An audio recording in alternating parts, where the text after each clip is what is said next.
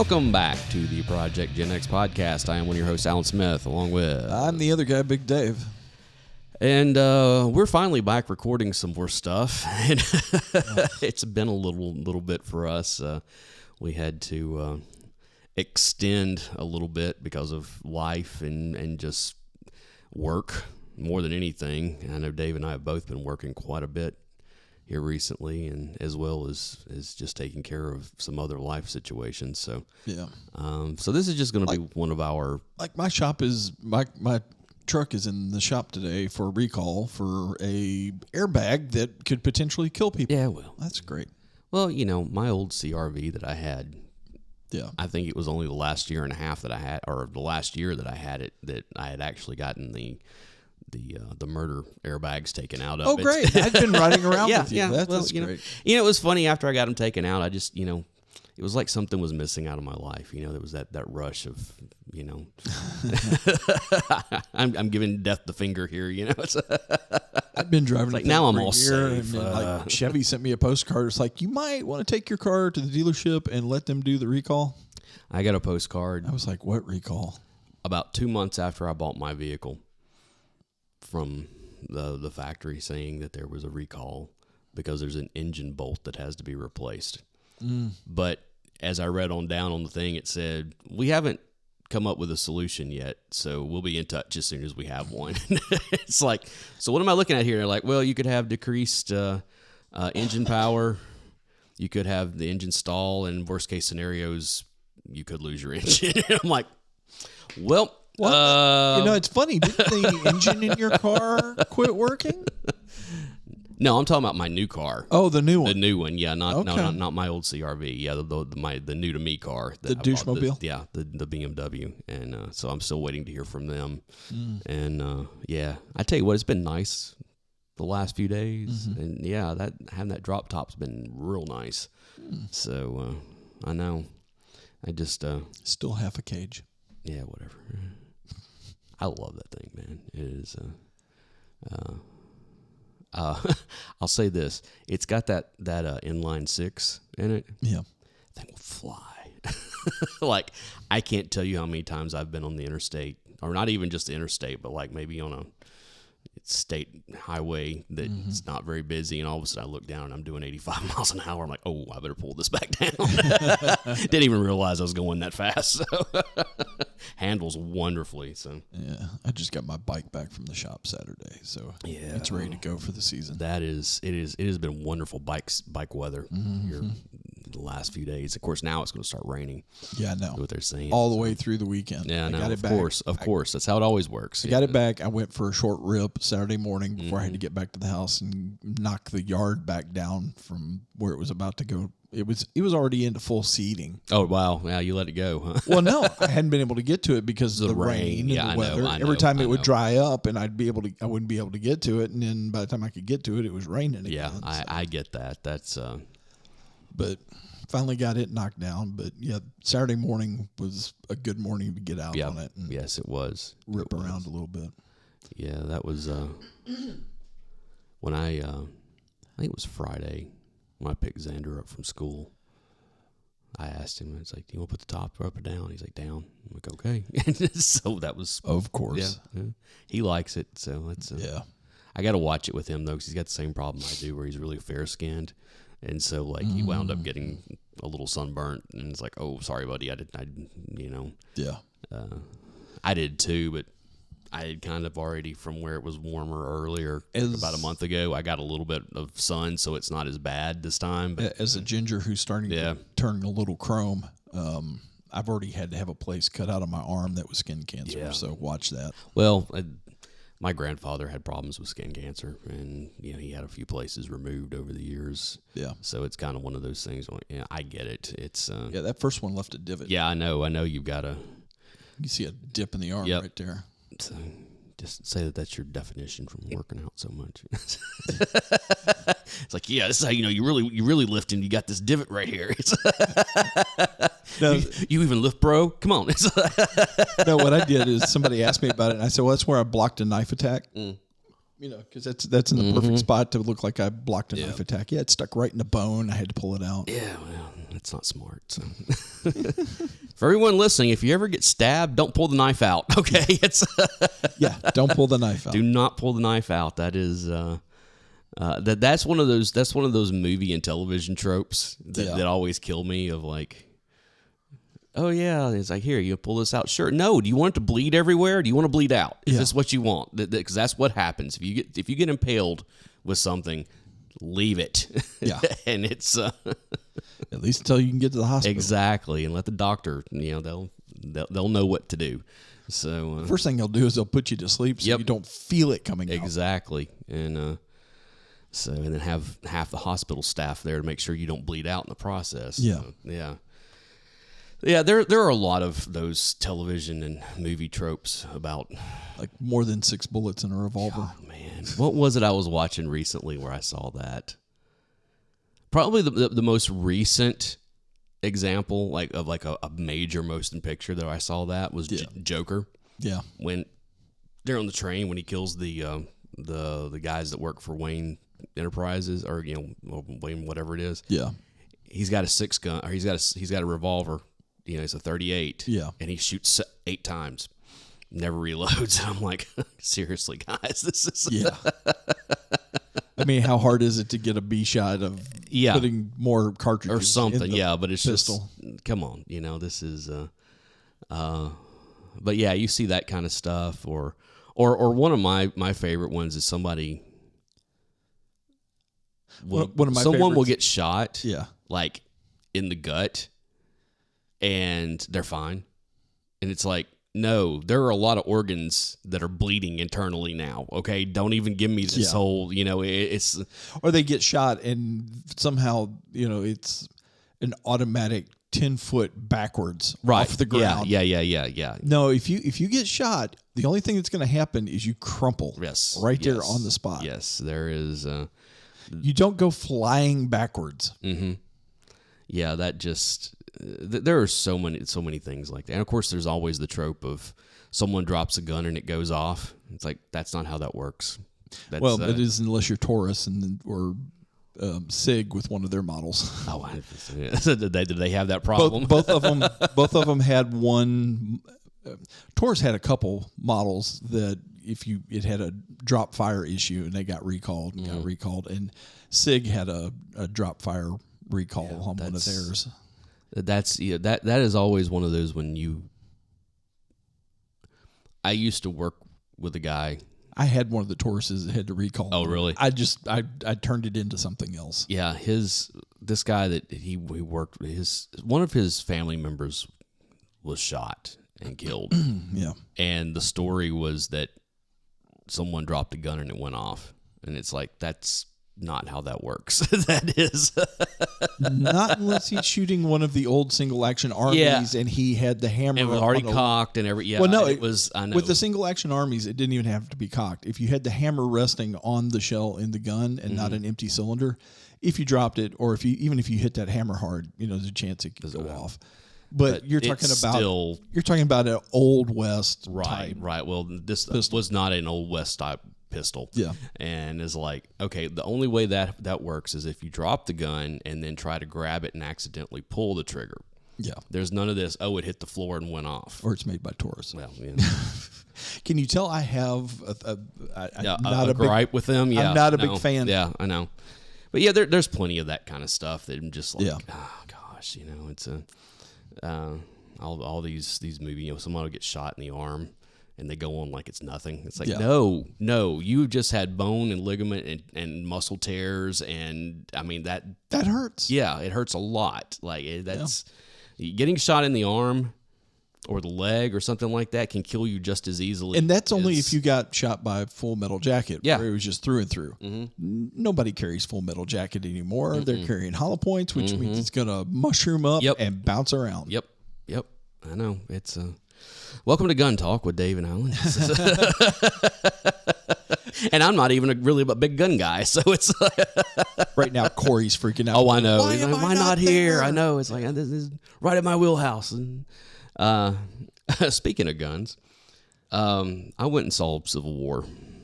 Oh, the A24 film? I heard that is an absolute mess.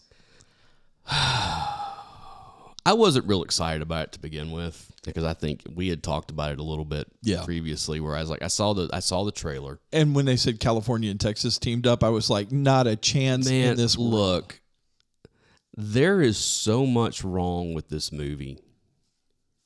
It's not even funny. You know what this movie is? What you were sold in the trailer is not what you were given in the theater. Well, that is spot on for A24. Sometimes, most of the time, but it's basically a road trip movie, is what it is. Okay, and it's for journalists going from New York City to Washington D.C. because they want to try to interview the president. Yeah, and so it's basically. That's what it is. It's literally one of those things where in the very beginning of it, you get a little bit of, there's this protest going on in Washington or in New York, and that's where we meet Kirsten Dunst's character, and then she picks up another, and then that's where the young girl comes into it, and because she's there covering it, and she knows who she is, all this kind of stuff, and blah blah blah blah blah. Basically, what it is that you get almost zero setup whatsoever. Like, we don't know why any of this is happening. We're never giving any of why this is happening. There are little things that are dropped here and there of little nuggets of information. Like, there is the whole the Texas California coalition, whatever, which they don't tell you how that happened. Yeah.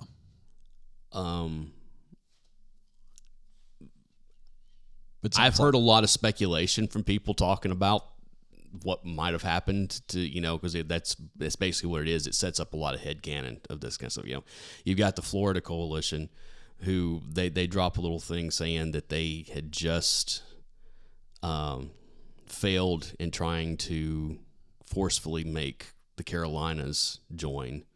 Yeah, you don't mess with the Carolinas. Yeah, but it's one of those things where it's like, I'm sorry that again, in this sideways world where this is happening, I'm like, pretty much Carolinas would go with whatever they're surrounded by. I mean that's kind of what's going to happen. It's you got the Carolinas, right? You're going to see Georgia mixed in there, Tennessee mixed in there. You get Alabama and Mississippi, and maybe you would see. I think you would see in that scenario. You would definitely get a lot of the old South. What's called the old South. You would get the middle to lower Virginia. Mm-hmm. You'd probably get West Virginia. West Virginia would probably go more north.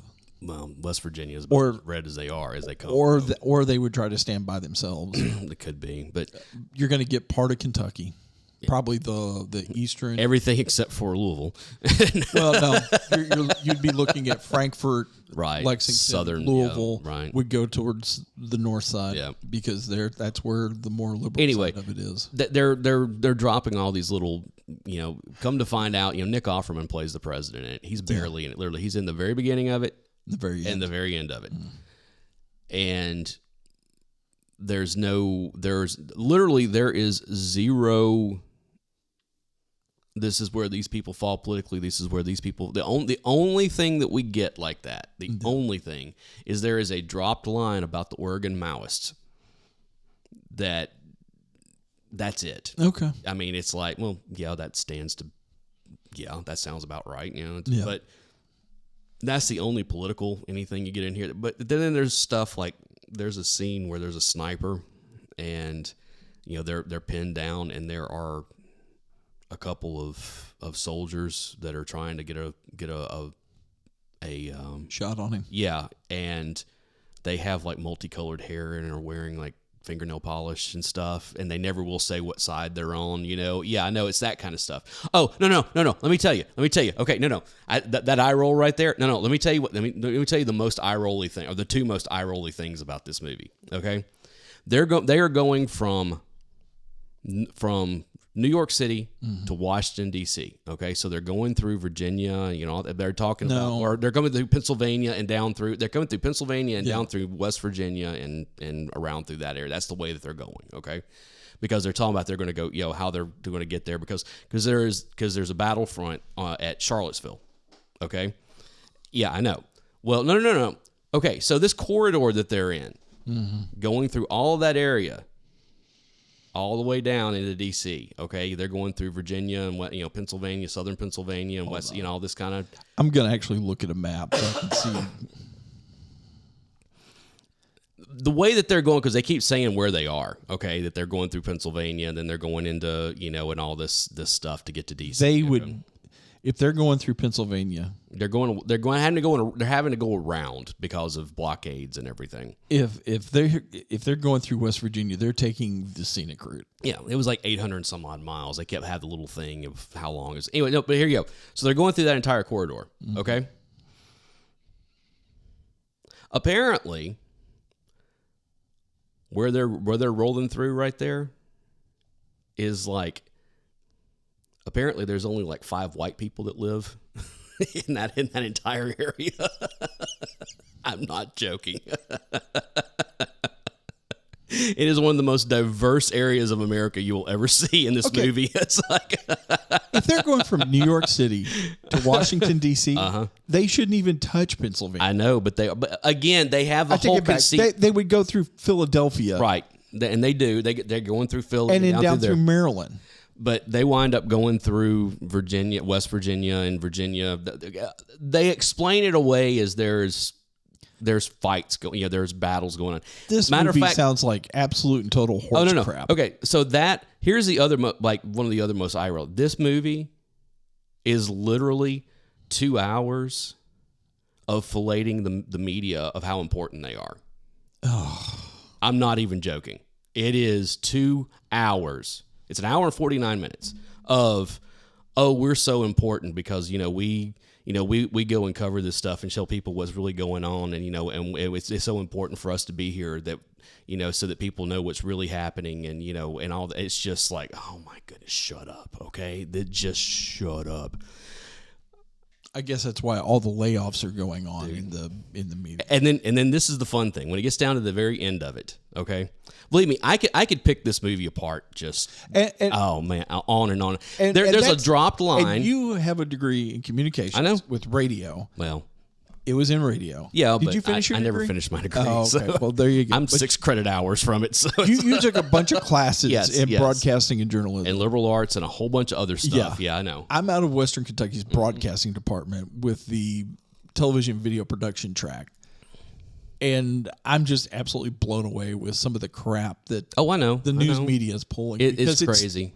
Because going back to my media law and ethics class, I'm looking at what they're doing. I'm like, this is all what we were told not to do.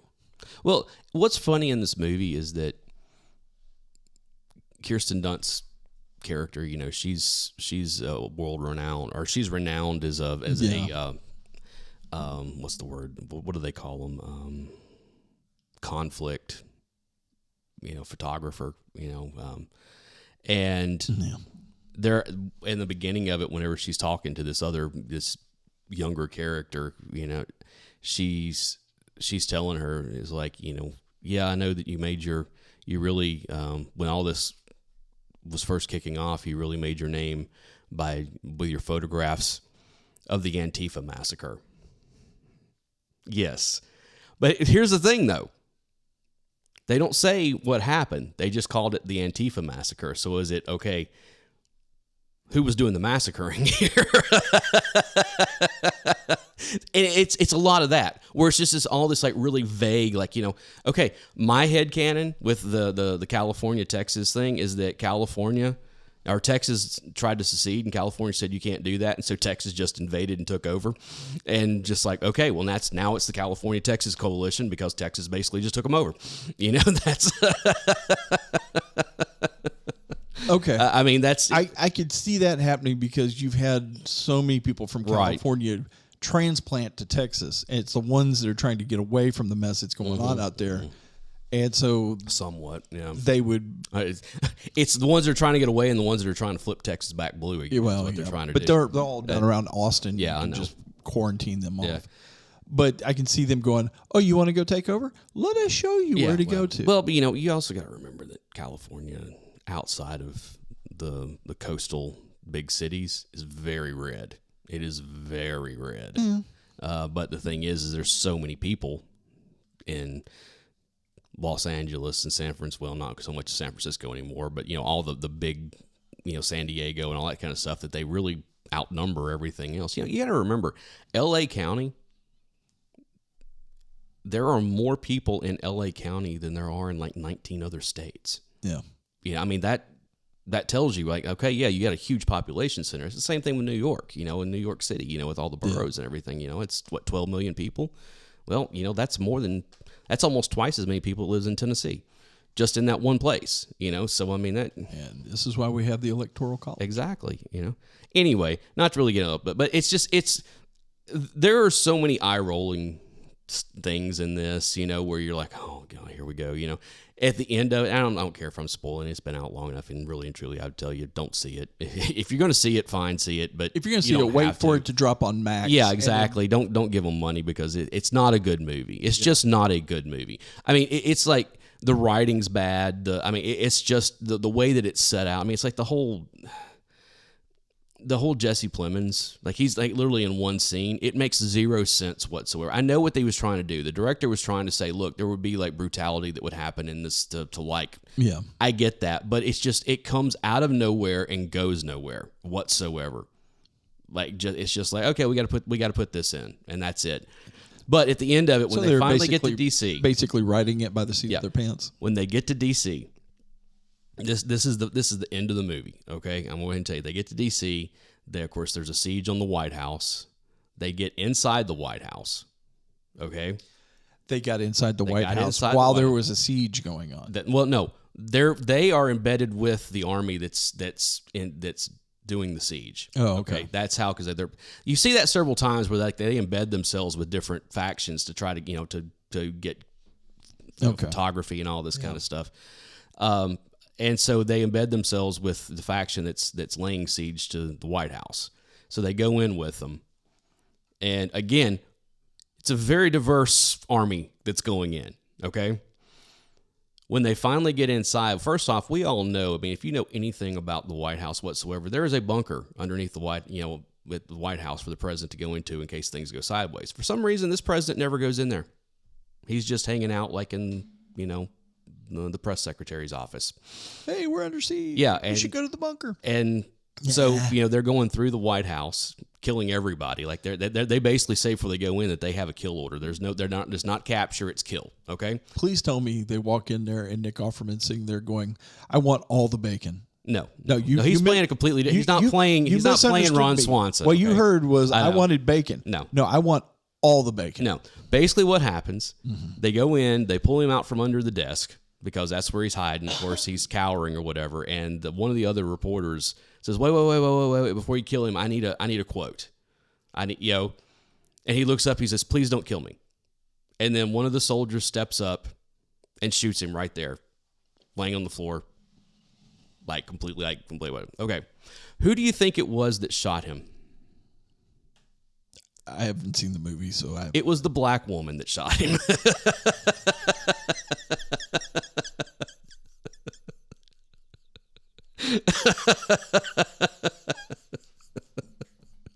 It's one of those movies, okay? It's heavy-handed, just... It was like one of those where I'm just sitting there going, you've got to be kidding me. Oh, wow. Wow. This is, wow. Yeah, it's one of those movies. It's just... the four characters that you're following, you have Kirsten Dunst's character, then you have this other young woman, and then there is an older black man that's in there, and then there is a Hispanic guy. So again, very diverse. You have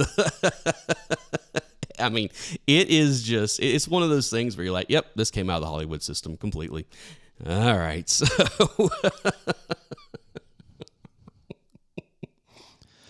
Okay. What are you doing? I don't even have that on. I'm looking for something here. Dirty laundry. It just kind of fits. Okay. It talks about the media. And, I know. Yeah. Hey, let me tell you. Don Henley stuff, like his post-Eagles stuff is really good. Yeah. It really is. I know a lot of people don't like him, and he's kind of earned that reputation over the years. Yeah. But very talented. Very talented. Singer, songwriter? Yeah. Great dude. Absolutely, yeah. Apparently a real pain in the ass to be in a band with. Yeah. So... Well, I mean, most singer-songwriters are. Yeah. So the funny thing about I saw Civil War this last weekend. Yeah. The weekend prior to that, I went to the theater and watched the 85th anniversary of Phantom Events for Gone with the Wind. So I saw 2 Civil War movies like in a week. I don't know if that says more about what you're watching or the fact that they put out 2 Civil War movies at pretty close. In 2019, it was the 80th anniversary of Gone with the Wind, as well as like Wizard of Oz. Like they've got a Wizard of Oz event. Yeah. That's going on as well, and a few because it was one of those. 1939 was kind of one of those movies or one of those years in movies where it was like, oh wow, a lot of like momentous stuff came out that year, and so I went with my ex-girlfriend to see it in 2019. We were together at the time. Well, it was funny because I actually went with her again to see it this time. Yeah. Of course, we're not together anymore, but it's just one of those things where I was like, hey, did you know that this was playing again? And she's like, oh, I want to go. I was like, yeah, I kind of do too. So we went, It was fun. It's a lot. That's a slog of a movie. What is it, like 3.5? 4 hours. 4 hours long? It's just shy. I mean, I think it's like 3 hours and 58 minutes or something like that. I mean, it's like really long. They had the intermission. Oh, did they? In the middle, yeah. It's funny for being that long of a movie. It doesn't really feel like that long of a movie because it's pretty quick paced, like all the way through. Especially once you get into the post Civil War stuff, it really does take off. I mean, have you ever read Gone with the Wind? I've never read it. Margaret Mitchell's. I've seen the movie. I don't know how many times because of my 2 sisters. My and mom. That was we used to watch it every spring because it would come on CBS. It would come as a 2-night event. They would show one night, one the next, and I've seen. It was always Wizard of Oz. Yep. Gone with the Wind. 10 Commandments. Mm-hmm. And Wonderful Life. It's a Wonderful Life came on around Christmas time. Yeah. But you can always count on those 4 things. The 10 Commandments every year would come on around Easter weekend. Yeah. Which it did. It still does. Like ABC showed it. Really? Yeah. It was on the Saturday night before, the night before Easter. Okay. Basically, they had it on. Yeah, I've seen that movie. All those movies you mentioned, I've seen them countless times. Yeah. Matter of fact, I just introduced Xander to Wizard of Oz not that long ago, and he really liked it, and he's still talking about it. And he really liked the flying monkeys. That's become our thing. Every once in a while, he'd be like, "So there's no flying monkeys, like only in the Wizard of Oz," And he was like, "Well, what if there were flying monkeys?" And I'm like, "They'd be throwing poop on everybody." That's like. And so that evolved and morphed, He's like, "What if I have wings?" I was like, "You'd be throwing poop on everybody." He's like, "No, I wouldn't." I was like, "Yeah, I know." I was like, I know a poop thrower when I see him." So it's like he'll every once in a while come in. He's like, "I wouldn't throw poop on anybody," and then he'll giggle and run off. And I'm like, "Oh, yeah, you would. Don't even give me that." So it's but yeah, going and seeing that movie again, it was. I remember 5 years ago sitting in the theater, and that scene, towards the beginning of the movie, when they go to the barbecue at the Hamiltons, the next door, and all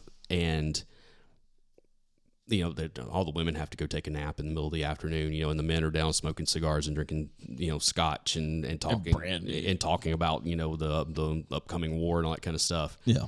And it's one of those things that they got a lot of historical stuff right. And I mean, because that's the whole thing is that, that's where we meet Rhett Butler is at that party. And he's telling everybody, he's like, look, the North has the means of manufacturing. That they can manufacture all the weapons and the ammo that they need. What do you have here?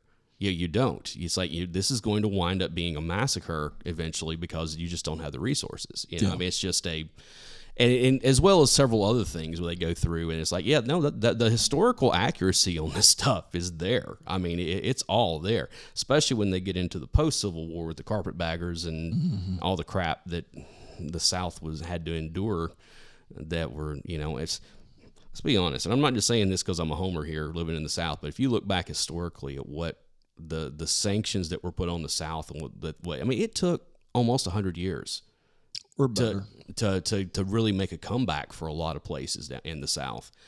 And you can kind of, there's still places and in the South still going. Yeah, there are. But let me be very delicate about what I'm about to say so that it's not misconstrued. Oh boy, here we go. You can draw lines between what happened to the South during Reconstruction and what happened to Germany after the Treaty of Versailles that led to the rise of a certain. Okay, faction. I'm going to have to get you to clarify. Okay, and the reason why I say that is because post-World War I Germany, okay, the reason that someone as terrible as Hitler could come into power is because they were gutted economically. I mean, gutted to the point to where it was literally the inflation rates that were going on was like, there is old film like what you would see in the movie theaters, before a theater and stuff, of people with literally a wheelbarrow full of German Deutschmarks that was just to buy a loaf of bread because inflation was so bad. It was just like unchecked inflation that just and I mean they were wrecked. Seeing echoes of that in exactly. Oh, where not this South America, Venezuela. I know. Yeah. We've seen echoes of that in a lot of places, and like I said, you can't. It's not a 1-for-1 whatsoever, but you can draw a line from some of the stuff that happened. Fortunately, here we did not wind up in that same situation. We wound up in a much better situation eventually, but it was still one of those things where it's like, that's where it comes down to. You have to be really careful what you do to your enemies once you defeat them. Yes, there has to be a punishment, but you also have to look long term and say, what are we creating down the road? Yeah. If we don't, and let's be honest, there were a lot of people for several generations after the Civil War, especially after Reconstruction, who really had the wrong ideas about some stuff because of it.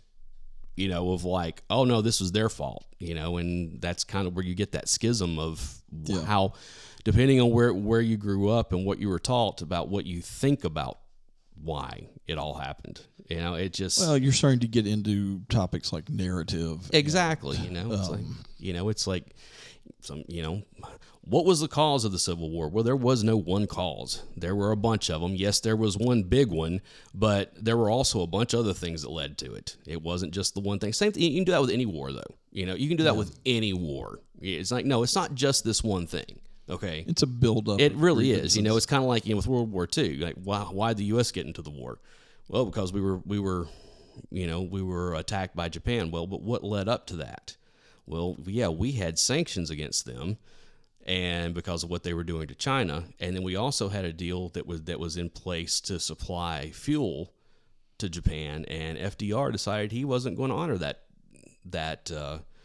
And so they were like, okay, fine, you're not going to give us what we need, then we're just going to go take it, and we'll make sure that you can't come and do anything about it. And they essentially eliminated our Pacific Fleet in one morning.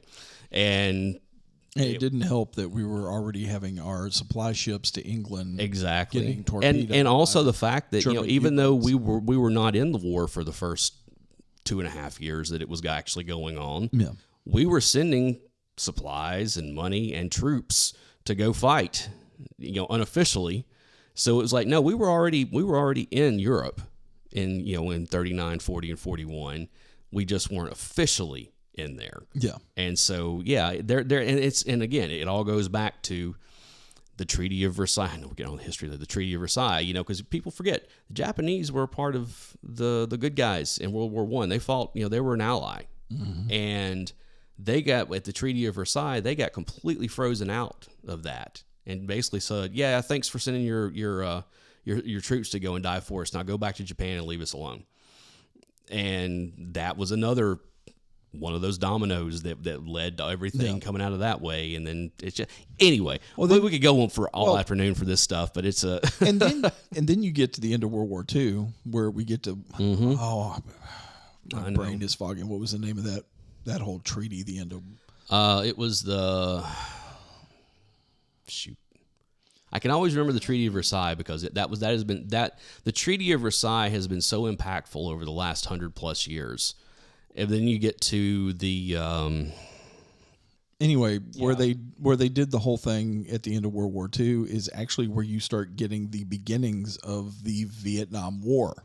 Oh, absolutely. Oh, Korea first off. And, in Vietnam that's true because the Vietnamese had come to that meeting and was trying to get some help, to get their country. Well, the French were still in power. They still had down there, but the communists were moving in. I mean, they came down there to talk to the other countries to kind of get the French to back off some, and the Allies were like, "Well, we're too busy to talk to you right now," and the French, they're kind of on our side, so we're not really. And that's where the Chinese stepped in. It was like, "Hey, we'll help you." Yeah, and then that's where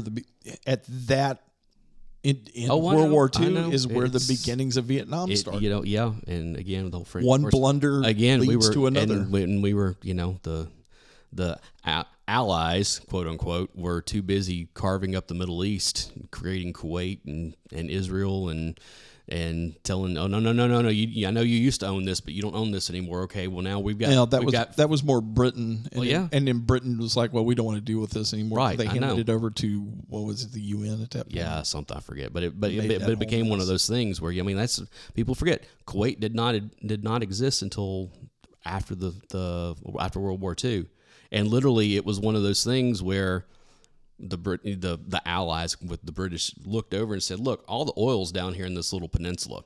Let's just make that its own country, so we haven't got to deal with Iraq any longer. We'll just deal with them, make them a sovereign country, and and you can start getting into all that. You get into the. It's kind of like that song by The Fix called "One Thing Leads to Another." Exactly. They went into the 50s and put the Shah in Iran, and which led to the Ayatollah in the 70s, and it all the government screws. I know, it's amazing. Up. Whenever the government gets involved with something, it seems like everything goes to shit. They're wonderful at that.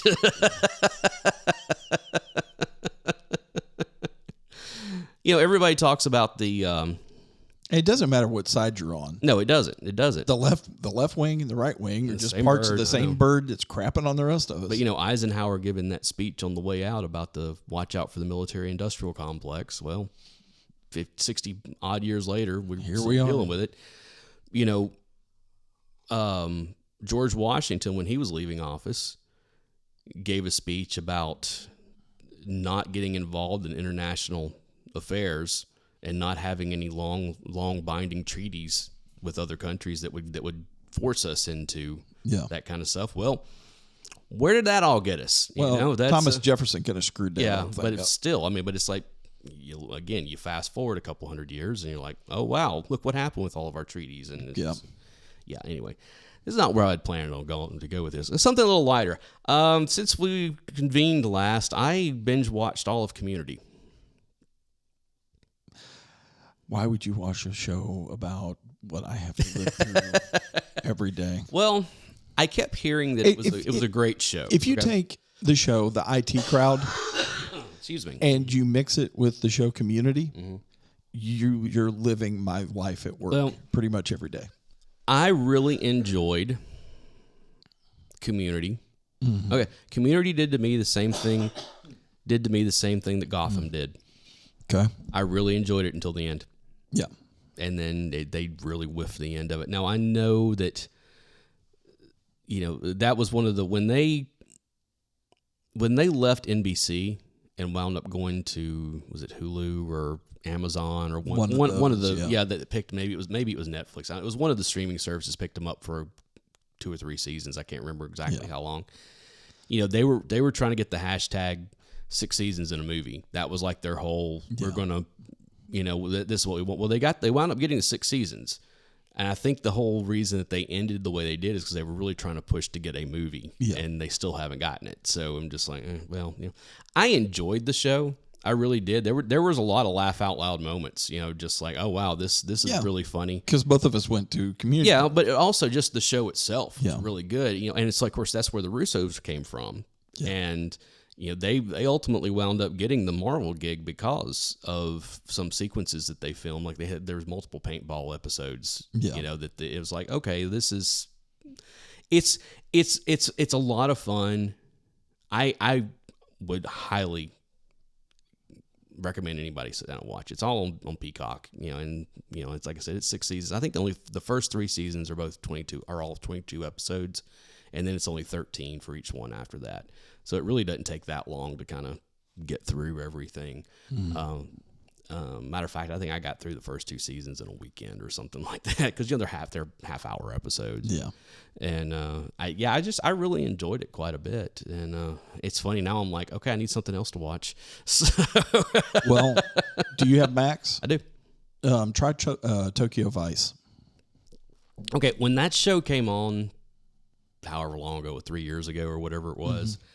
I watched the first episode of it, and it just did not appeal to me whatsoever. Really? No, I do know that House of the Dragons get ready to come back, so I'm looking forward to that. Yeah. But well, Nay and I sat down and watched I know they're in the second season. both seasons. Yeah.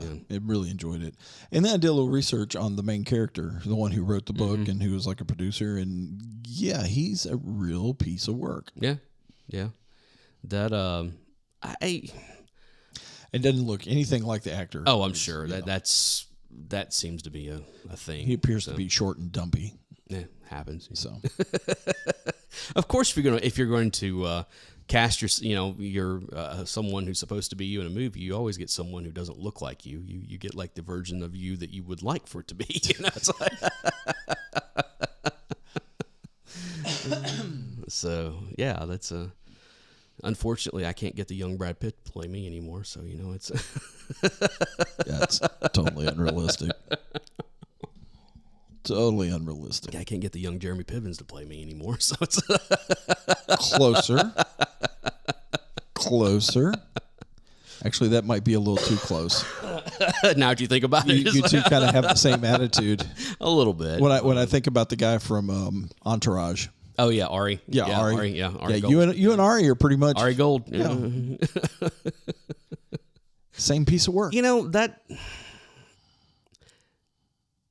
That's a show that I absolutely loved at one time in my life that I don't think I would ever go back and watch ever again. I never enjoyed that show. I loved it because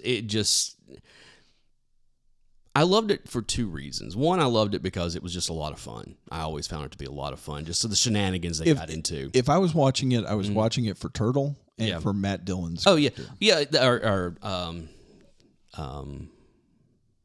Johnny Drama. Yeah. Johnny Drama. It's not Matt, it's his brother, Kevin Dillon. Oh, you're right. You're right. But it wasn't for Vince. No, that or Vent, whatever it wasn't for him. It was for Turtle and Drama and E somewhat, but it really was for Ari more than anything. Just what kind of shenanigans are they going to get into? And that's one of those weird shows where that Vince is supposed to be the main character, and he's really not. No, he's there. And he does drive some of the stuff that happens. He's kind of the axle that the wheel spins around. but it's all these other side characters are the more compelling of everything. And I just like I said, I really loved that show at one time in my life. Yeah, and I don't think I could ever go back and rewatch it. Okay. You still looking for something to watch? What about Shogun over on FX? I do need to see that. I've heard really good. I've heard good things about it. So. I read the book once when I was a kid. I don't remember much about the book, but I remember it was more from Blackwood's perspective. The show is more from the Japanese side, and I'm really enjoying that. I remember when I was a kid watching the NBC miniseries. I know, but that was a big deal. Like that miniseries was a big deal back then. That and the Winds of War and Thornbirds, and it was like one of those things that NBC every year would have some kind of big miniseries event that they would do for Salem's Lot. Yeah, they did Salem's Lot, and that kind of stuff, and it was like, oh, this is kind of cool. And then they just stopped doing them after a while. And but yeah, Shogun was one that stood out to me. Yeah. From being a kid. And so when I heard that they were doing this new, I was like, I might have to go check that out. And everything that I've heard has been good. So I might have to go check it out and see what's going on. So we've really enjoyed it. It's really nice. Oh, cool. Cool. We're talking about, we haven't done it yet, but we need to start watching the new season of Bad Batch on Disney. Oh, is that that's the clone troop? Yeah. Yeah, clone troop. The Bad Batch clone troopers. Yeah, so animated, isn't it? Yeah, and I think this is the last season for it. And man, Disney's got some serious problems right now. Renee has like, I forget if it's like 2 or 3 shares of stock that her parents had gotten her for like a birthday or something. Did she vote? Oh no, she always votes. Okay. They always try to get her to proxy, and she doesn't. She actually sits down and fills out the sheet and all. Well, Disney pushed hard to make sure that Jacob didn't get on the board, and they immediately saw their stock tank. Yeah. After he was, after everything stayed the same. And then they came out and made several announcements about upcoming projects, and it tanked again. And there is serious talk that stock could get below $100 here before long, which will be the first time in a couple of decades. Oh, she hasn't. So, like I said, she doesn't have much, but she used to get dividends every once in a while, which she would just roll back over into. It was so funny because it's less and less and less every time she gets Bob Iger. In all of his stuff, talking about, no, Disney doesn't have a political bent. We don't have an agenda. We don't blah, blah, blah, all this kind of stuff. And then as soon as the voting was over, the first thing that they announced was, oh, hey, by the way, the Silver Surfer is going to be a woman. And it's like, you just said you didn't have an agenda for anything, and now you're the same thing you were doing before. It's just like... Now, I'm going to ask, okay, because I honestly don't know, and it seems like Marvel or DC has always kind of played with this anyway. Has there ever been a female version of the Silver Surfer? There was. Okay. Is that the one they're doing? That's what they're saying they're doing. Okay. Okay, fine. But here's the thing. Yes, there was a female version of the Silver Surfer for about 5 pages in the 1970s. Okay. Literally. That's it. I mean, it's like there have been many quote-unquote Silver Surfers over the years, but there's always this one. I can't remember what his name is because I didn't really read a whole lot of Fantastic Four. But there was the one that was the main character, the one that you would think of as a Silver Surfer forever, decades.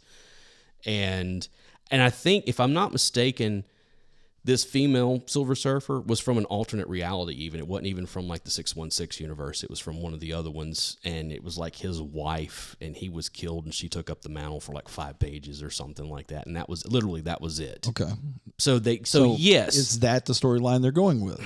I don't know. That's the thing. So, but it's like, if that's the storyline they're going with, I don't really have an issue with it because there's been a precedent set. But if they're doing there? I mean, really, because I know you're kind of, yes, there was a female Silver Surfer in the 70s for 5 pages, okay? Okay. There has been a male Silver Surfer, this one character, for 5 decades. Okay. 6 decades now. Why would you take 5 pages over 6 decades of story and brand recognition and everything else? I mean, seriously, it could be just somebody's trying to go with a different storyline, go for something different. Maybe they're trying to get a new character built off of I mean, there's always that. I know the point you're making. Disney has a message that they're trying to push, and they've been doing it for all of this. And it's, since we don't know a whole lot about it, I'm trying to give benefit of the doubt. I will tell you this much. I personally have always felt like if they were going to do the Fantastic Four and they were going to do it correctly, which they haven't yet.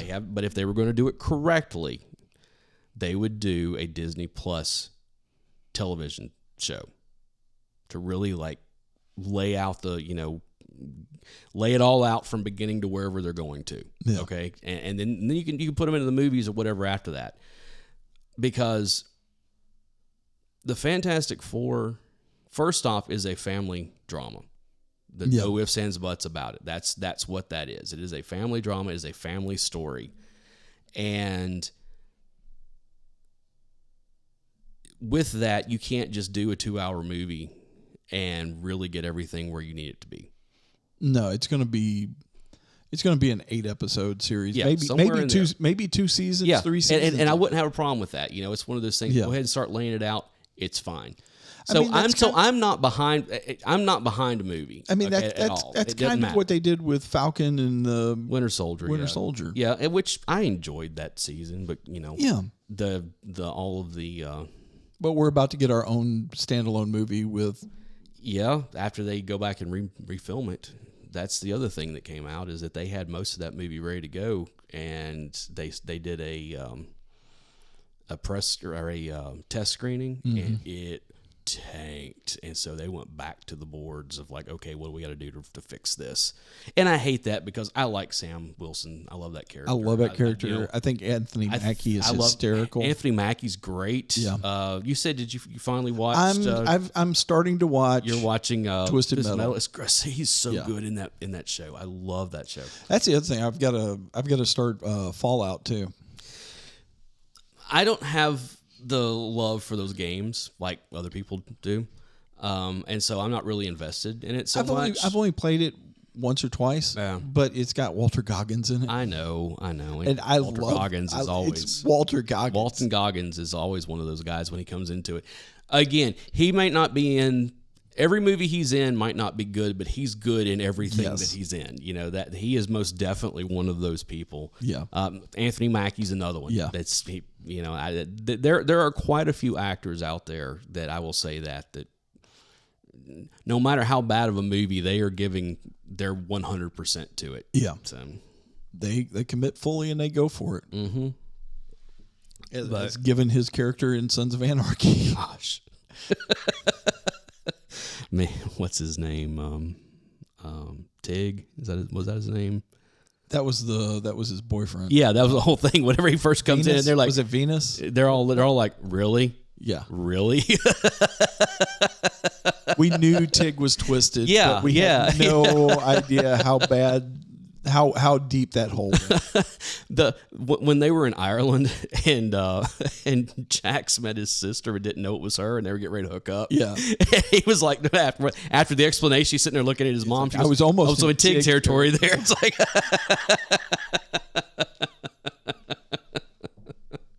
Yeah, and what's bad is when you or the time when they came and they're like, you're under arrest, warrant, outstanding warrant in Oregon. He goes, this is about that pig. It was like, and not only that, but when you get into Mayans and he does his guest spot on Mayans, see, I haven't watched. You can tell he's gotten worse. Oh wow, like he that's a prequel though, isn't it? No, I thought Mayans was a prequel. No, Mayans is after Jax has died. Are you sure? Yes, I am absolutely positive because Chibs is running the club at that point. Okay. No, it's not a prequel. Okay. You're talking about what they were talking about making, which was the original 7. Okay. And they were and that was before Sutter got ousted by FX on all. Well, but projects. Maybe it was just flashbacks. I don't know because I know what's her name shows up in the first episode and she was dead. Yeah, that was a flashback. Yeah, and that was a flashback to when EZ was actually in prison. Yeah, so, but yeah, there was the Gemma. Is that what her? Gemma? Yeah. And when Mayans first came on, because it had not been very long after because I didn't watch Sons of Anarchy when it was on air. Yeah, I wound up binging it and really enjoyed it, but I was like, I probably shouldn't have learned this. Completely unrealistic. Oh, absolutely, yeah. But it was one of those things where I was like, this is pretty cool. So then it wasn't all that long after that, within a couple of years, that they announced that Mayans was coming on. It's like, okay, cool. And I started watching it initially, and I kind of fell off with it and just didn't get back into it. Mayans got dark really quick and ended badly. Okay. See, I did not like the ending of Sons of Anarchy. That I didn't care for the way Jax went out. But now I know it was Dad, the same thing. I was okay with it. Yeah, the way Mayans ended and the way the dark path it went down, I don't know that it would have gone there if Sutter had been left on the project. The biggest problem I had, even with the way Jax went out, one of the big problems I had with the ending was him giving his kids over to his ex-wife.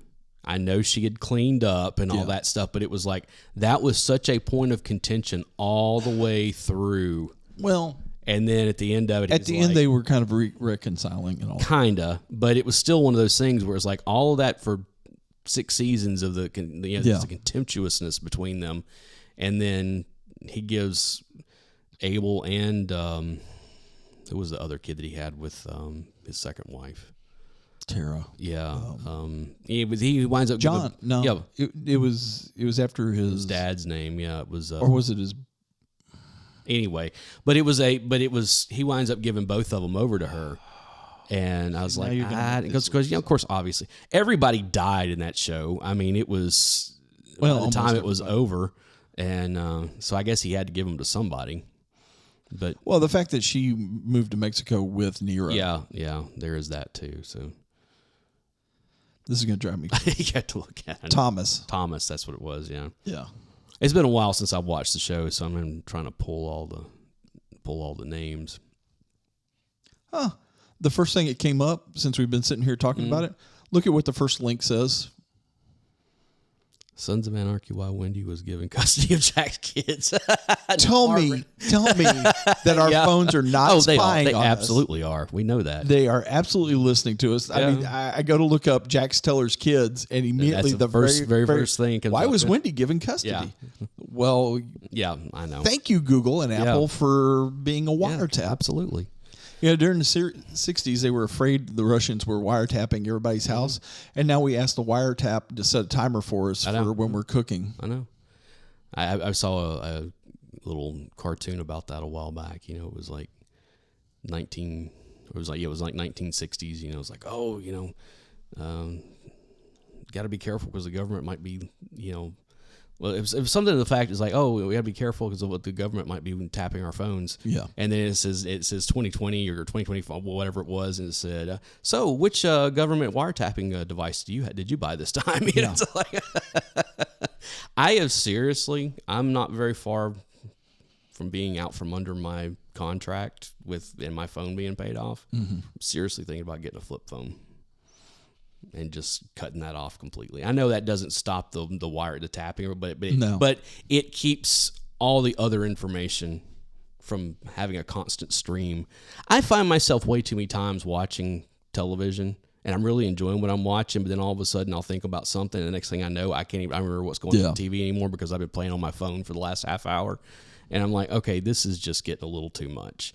And I've been looking at the old iPod, like the classics and stuff. Yeah. Of like, all right, I might go back to just having an iPod. And I still have my iPod. There's a guy at work who actually works on that type of stuff as kind of like a side business, and I'm thinking about actually giving him my old 80 gig iPod, letting him break it apart, put a new battery in it, putting an SSD in it, so it's like a huge hard drive. That's what they're doing with all those things now. And putting a new. What kind of iPod did you have? I had the 80 gig big wheel. Oh, you had the wheel. Okay. I would like to do that same thing, but with one of the touches. No. And the reason why I say that is because I guess I'm just too spoiled with being able to touch, but I don't want it to have, literally take the camera out of it, just like all that junk. I've already got the 80 gig big wheel. And it doesn't have any of that crap. Right. And it's literally just a hard drive with a battery. That's all it is. In fact, I actually had it partitioned up to where you could use it as a hard drive. I was using half of it as an external hard drive, which my junior year in college was freaking people out when I would hook my iPod up to my laptop and start pulling documents off of it because they had no idea. And I want a bigger hard drive, and I'm going to have to find a new software interface to use with it to do, because Apple is trying their absolute best to kill iTunes. And the only place you can get it anymore is on a PC. And even then, it's not really being supported. Now, I don't like what... And that was the reason I have stuck with Apple for as long as I have is because it's convenience more than anything else. I'll be honest. Convenience, and let's be honest, their privacy stuff. It's better than anything. Yeah. Anything that Google would do, but it's still not great. But it's also the fact of, as I've always said about Apple, Yes, they may lock down their devices to where you have to use them the way that they want you to, but they are complete devices. You don't have to open 4 other things in order for one thing to open. You know, and my iPod or my iPhone or my iPad will all work with my Mac with no problems whatsoever. They're all, they'll all work with a PC. Exactly. Yeah, they will. Yeah, but I'm just saying it's one of those things where it's like, look, I know how this works. I don't have to download separate software. I don't have to. Yeah. I don't. It all works out of the box, every bit of it. I don't always like some of their practices, and especially not some of their terms of service that they come up with from time to time. Oh no, totally predatory. But now I'm not gonna lie. I saw a Microsoft Zune on sale on eBay the other day, and I was like, that's almost tempting. Those things never lived up to what they were supposed to be. No. I know that I'm not necessarily talking about, they were calling the iPod killer to begin with. It's like, you're not going to be that. No. But even the stuff that they kept saying outside of it was like, it just never lived up to, there were always other devices. Like I had an iHome MP3 player at one point, and it was fine. I mean, it worked great. Obviously it wouldn't hook up with iTunes, but I could, put any number of stuff on there without any problems. There were plenty of those devices that were out there that you could get at the time, 20 years ago. It was like a really big thing. It was like, oh, this is the new frontier. This is what we're moving to. But the thing is that Apple already had it locked down almost from the very beginning. Like as soon as they announced the iPod, it was over. And it was kind of like the iPhone. It was one of those things. Once the iPhone hit, those first iPhones were janky. They didn't have couldn't. There wasn't a zoom on the camera, and there was stuff like that. But it was the very first model that came out. I mean, you look at the first model of anything, it's never going to be what it winds up being. But eventually, after a few years, we got. What's the other one? You have an iPhone or you have a Android. Thank you. Okay. My brain, obviously not enough coffee. When the Androids started coming out, they got better. I've never liked Androids. I've tried every time. Like my dad's got an Android. Every time he's like, you should come over and tell me. I was like, I don't know how that thing works. I looked at it. I have no clue how it works. I had a Motorola that had Android on it before I went to iPhone, and I liked it fairly well. Yeah, I had an Android before I went to iPhone also. I hated that thing. I didn't hate it. It was, I knew how to work within it, and it was fine. The thing I liked about it most is that there was an app called Foxfi to where you could hotspot your phone without losing your data. Right. And because it treated it like a phone call. And I used that all the time for everything. And eventually, as I got into more and more media production and all that, and a lot of the apps for the media production, especially like the audio mixers and all that, was only on Apple. Yep, I know. Only on Apple. So that's the only reason I switched over to Apple, was to have access to those apps because I needed them. If I didn't need them, I might be tempted to go back to a Samsung. Once I went Apple, I have no intention of going back, but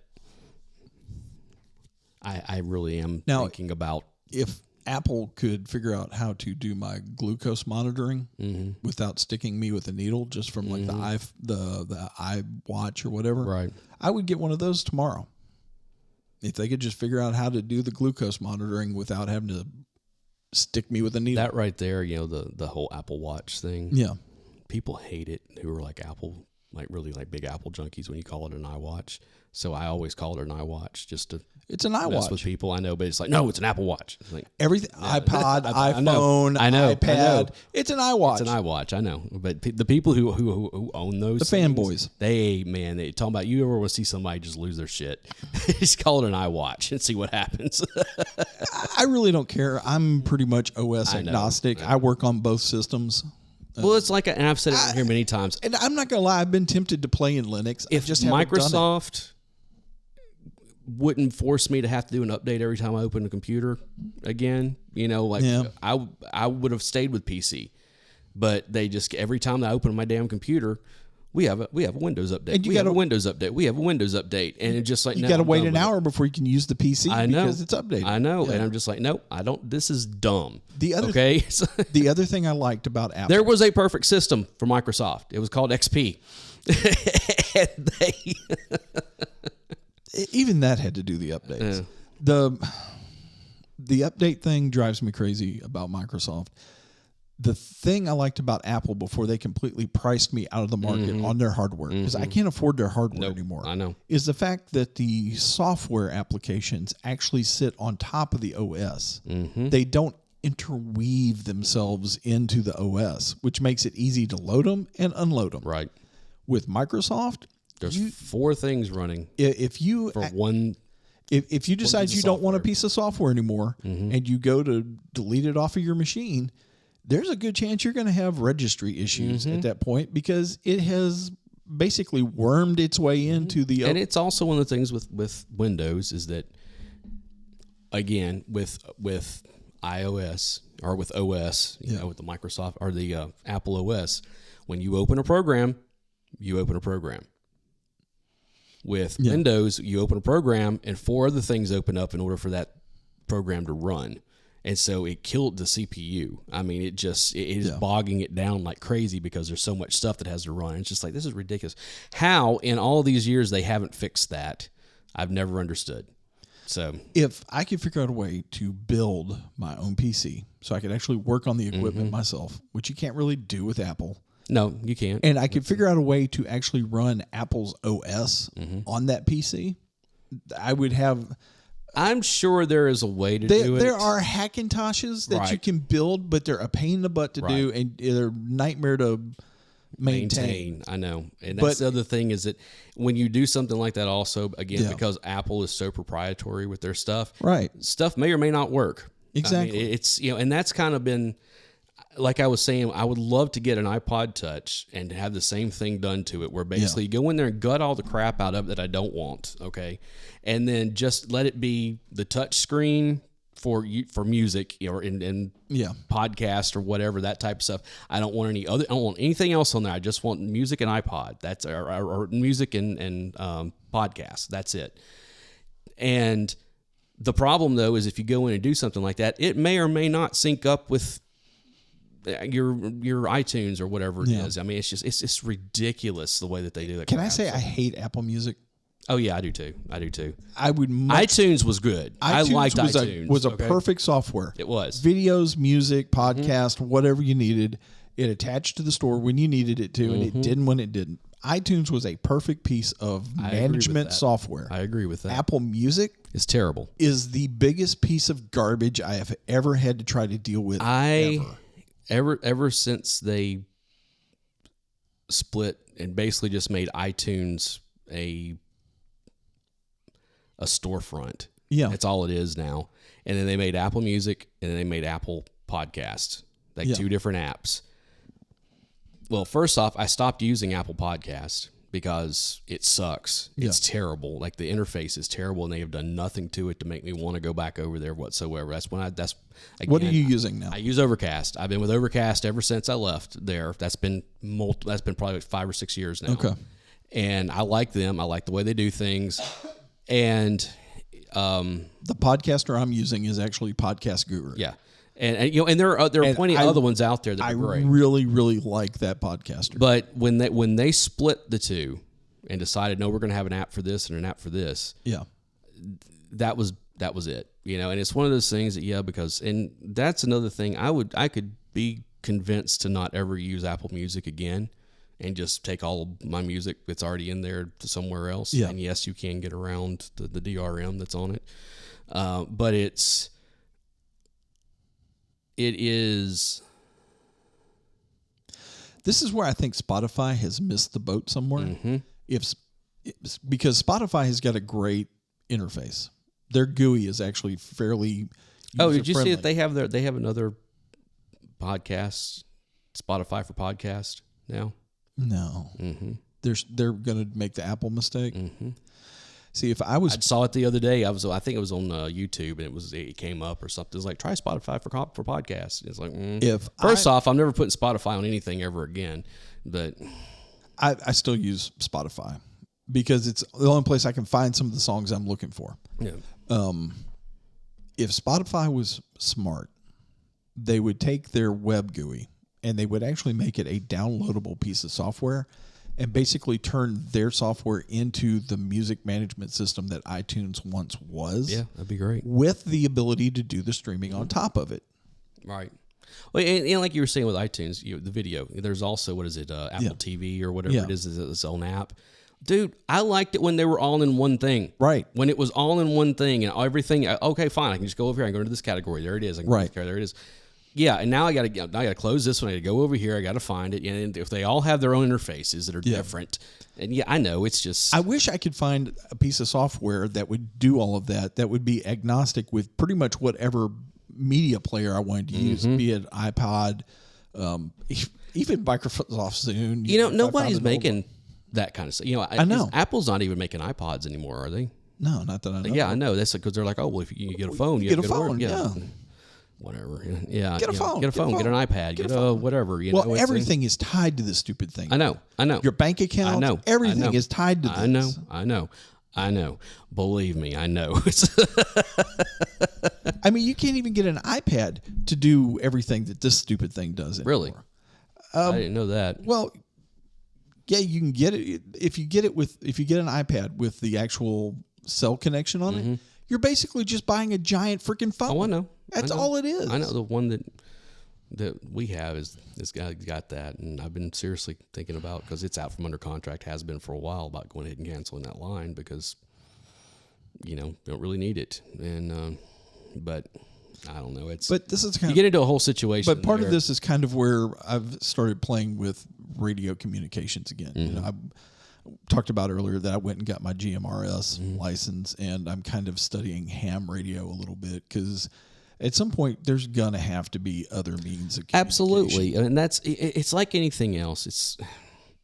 You have to have a diversity of of anything, thought, of communication, of ammo, of whatever it is. I mean, you have to have a diversity of it because you just never know what you're going to need, when, and where. And I may get me one of those prepaid flip phones as a burner just to keep as an emergency. I have been seriously thinking about. I've even thought about doing that, of having two phones. Yeah, have one of them that's just a burner flip phone, and the other one, that's my. Whatever, and the people who have the flip phone number are the people I really want to talk to. Yeah, and everybody else has got the other one. Just yeah. Excuse me. That has been an ongoing thing for weeks now. You and me, and same. It's that time of year for one thing, and I picked my bike up from the shop. And of course, where they kept it at was like underneath like this covered roof pavilion thing. I have a black bike. It was green when I got it back. Oh, with all pollen? I've got to get the thing cleaned up and washed and all that. He's running. Something's going on. But yeah, please do turn that down because it's gotten warm in here. It's supposed to be like 82 outside today. Especially do it before we get to the next episode. Because it's starting to get a little warm in here. It's supposed to get like 82, 83 today. And let's put it this way. If I'm getting warm, it's getting warm. So it's... I've been sitting here sweating my fat butt off the whole time. Thanks. That's good for you. So. No, it's not. It just means you got to put up with my stank. Yeah, well. Biscuit doesn't care. Nope. Yeah. Yeah, for those of you who are wondering, yes, Biscuit's here with us today. So... I've said his name now. He's going to get up. So yeah. It's like, oh, you said my name. You want to love on me. It's okay, buddy. Yeah. Yep. See, here he is. Here he is. Yeah. I'll have to put pictures of you up on our Instagram or something so people know what you look like. Yeah. Probably should do that at some point. You're our official dog now. Is he the official dog? May as well be. See, I'm here for every episode. See, I've been here for every episode. Well, all but a couple of episodes. When we recorded at your house the first time, he wasn't there for that. Yeah, when you showed up at my house while I was on pain medication from a surgery. Yeah. Yeah, thanks for that. Yeah, hey, we're sitting here almost 5 years later, It's Oh, have we ranted at everything that we can rant about at this point? I think we have we have successfully defeated this episode. Because I'm thinking I may need to go recycle some coffee here in a minute. I think the coffee maker went off a little while ago, so I need to turn that back on. And see, now go love on biscuit. So. Okay. I know. Well, guys, we've got a couple more things that we're going to record today. That we'll put one episode that was not on our list of anything that I was flipping through on. I was flipping through on Max the other night and saw it came up like, oh, I haven't seen that movie in forever. That'd be a fun one to cover. Yeah, and I did.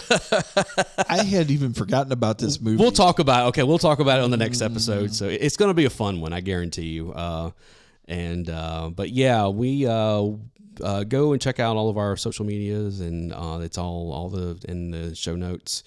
Go back and check out some of our episodes if you're just now joining us, especially our Tombstone episode, because that was a lot of fun, and Peter Franco really killed it on that one. I am so thankful that he took the time out of his day to do that for us, with us. Yes, to us. I think he was having a good time too. So he just kept talking and talking. We were like, we got to cut this off. Well, I was trying to. You can hear me. Dave kept trying to get us to the wrap up. It just was not getting there. Which is fine. It's like I told him, we'll have you back sometime, and we'll just sit and let you talk. You just talk for as long as you want to about whatever. I mean, he was kind enough to actually come on the show, and I wanted to be a respecter of his time, but. Yeah, I know. We were all having a great time. Oh yeah. So yeah, go back and check out those episodes, as well as what else did we cover? Wow, we've covered. Oh, I know. I can't even keep I was going back through our list and kind of looking at our episodes. I was like, we've actually covered some pretty cool stuff. If I do say so myself. So far, 4 months into the year, I think we've put out more episodes than we did almost all of last year, because we were doing every other week. Yeah. And so, I mean, you got to think, granted, when we get to Oktoberfest, we were doing, our 2 a week like we normally do, which we're not going to do that this year. No, we're going to still put out more episodes, but not as many. Yeah, and also we're going to kind of condense it down to the last 2 weeks rather than the entire month. So, because that literally burned me out. It burns, year. Yeah, and that I know from the pace that we had in 2022 when we were doing Retro Summer and then right straight into Oktoberfest, that's the reason why when we got to December, I was like, I need a break. I'm not going to lie. I was about to quit. Yeah. I was almost done. I was so burnt out at that point that it was just like, we have got to take a break with that going on and with real life going on. With everything else that happened in 2022 with losing multiple people and everything else that that I personally was dealing with, it was just kind of one of those things where it was like, I have got to take a break. And, we're sitting here now because of that break, quite honestly, because I wasn't sure if I wanted to come back, honestly. Now, I wanted to do a final episode if we weren't going to do anything. I didn't want to come back. But it just, that break is the reason that we're still here, basically, and then going to every other week last year just helped. Again to have more of a but by the time that we talked about this a little bit earlier this year, but it was like by the time that we came back in January, because we did take a little bit of a break in December, and by the time we came back in mid-January, I was like, nah, dude, I'm ready to go back to weekly. I've had the breaks that I needed. Now, I know we haven't done completely. We've had to skip a couple of weeks here and there for different just life reasons, but mainly because of me. Not necessarily. I'm not gonna lie about it. We had snow at one point. We had we had sickness here. And it was just there's just things that happen that you have to miss from time to time, and scheduling issues and everything. Like I said, you and I have both been working like crazy. I've got two different remodeling projects going on right now. Your old house and where else? And then one of our new houses, we had one of our tenants moved out, and so we decided it would be a good time to go in. Yeah. And remodel. Yeah, and we're almost done with that one. Then we're back to the old place, and we're hoping to have that done in midsummer sometime. But it's just... Yeah, I'd hate to see you guys working upstairs in August again. Oh, upstairs is already done. Oh. I'm not even worried about that anymore. We did that during the winter. Yeah. So it was like, okay, at some point, I want to go over and take a look at what you've done. And we definitely, when we get it all done, you have to come over and check it out. Because it's not like a huge difference for part of the house, but... Our Studio 2.0 looks a lot different now. Well, I've kind of seen the different changes in the house as you've when you did remodeling while you were living there. Right. And then, but this was the old part of the house got a whole new, just a huge facelift, and which it needed it. So, and I know we're kind of going on about stuff that no one knows what we're talking about, but yeah, it's one of those things that, honestly, if you have gone to any of our social media, you can probably see pictures of Studio 1 and Studio 2.0. Yeah. And now I think we might have put pictures of a 3.0. I don't know, but it's funny because we've been over here for a year now, and I still haven't gotten everything done over here. So it's well, it's one of those things. Once you get the pictures hung, it's as unpacked as you're going to get. Yeah, pretty much. And I've finally, after a year of having parts of my new place completely done, and having other parts of it being partially done, I've gotten to the point where I'm like, no, it's time to get the rest of the. Yeah. I'm taking this one room at a time. We're going to get this done, and then we're going to get this done, and then and just get there. So it's once we finally kind of get everything here and get this other thing going, you'll be able to see a lot of Studio 3.0. And that's all I'm saying about that right now. I know we keep teasing something, but it's coming. So I know Dave is like, oh my God. It's like, you really don't have to be here for all of it. So it's once it's hooked up and I show you how to use it, it's just gonna disappear. Yeah, well, I'm gonna get you on there eventually. No, so. I'm a behind the scenes guy when it comes to video. Face for radio type thing. Something like that. So guys, once again, thanks for indulging us an hour and 20 some odd minutes here to ramble about what's been going on in the last month. You stupid clouds. Yeah, well, we didn't really do a whole lot of that this time. We could just do, just rant about the kids these days or whatever. But because believe me, I've got some of those in the chamber if we ever need them. So leave them alone. Leave the kids alone. Yeah, whatever. So go check out all of our social media links in the show notes, and we will be back next week with something different. That's all I'm going to say right now. and now for something completely different. Yeah, pretty much. So for the Project Gen X podcast, I am Alan Smith. And I'm the other guy, Big Dave. And we will see you next time. See ya.